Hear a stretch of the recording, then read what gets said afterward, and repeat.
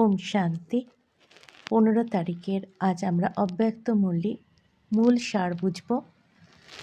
আজকে আমাদের মূল বিষয় হলো বার্থডেতে ফার্স্ট ডিভিশনে আসার গিফট।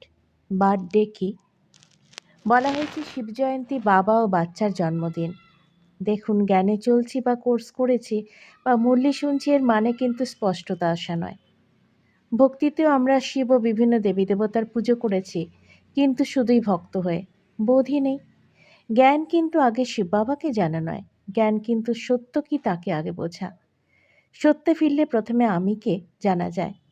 সত্যে ফিরলে সত্য যে সদা এক এবং অপরিবর্তনশীল সেটা জানা যায়, এবং সত্যের মধ্যেই আত্মা ও পরমাত্মার অস্তিত্ব আপনি পাবেন। এবারে যখন কোর্স করার পরে আমাদের মুরলি শোনা শুরু হয়, তখন আমরা আত্মা, পরমাত্মা ও ড্রামা এই তিনটে শব্দ শুনি।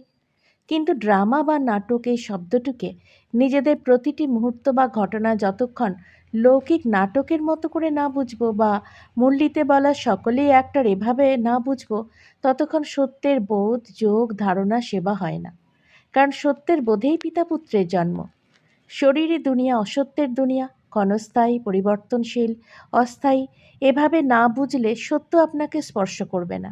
কারণ কলিযুগে বাস করা মানে চরিত্রের মধ্যে বহু কিছুর বাস, এবং তা সংকল্পের আকারে আপনার কাছে শরীরী রূপ হিসেবে ধরা পড়ে বারবার। তাই ক্রমাগত মুরলি লাইন বুঝে পড়া, প্রতিটি লাইনে কী অর্থ বোঝাচ্ছে, কোথায় রহস্য লুকিয়ে আছে সেটা না বুঝলে আপনার কাছে অর্থাৎ পুত্রেরও জন্ম হয় না, পিতারও জন্ম হয় না। তাই সত্য কি তাকে বোঝার মধ্যেই এই বার্থডে গিফট তথা ফার্স্ট ডিভিশনে আসার গিফট। ওম